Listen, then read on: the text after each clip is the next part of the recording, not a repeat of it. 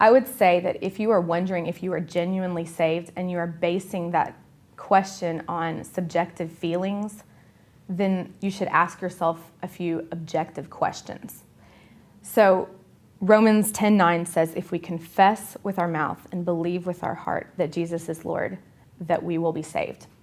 So that's an objective promise that God has given us and told us very explicitly what we are to do and what he does for us.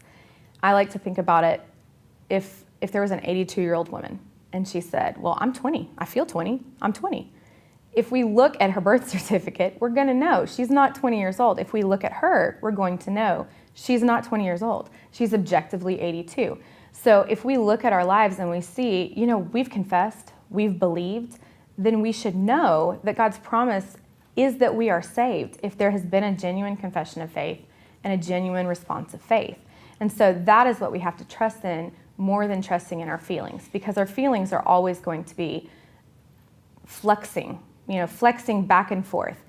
So if you're giving too much weight to how you're feeling about something, I would ask you to turn your eyes off of how you feel and put them on what you know to be true about God.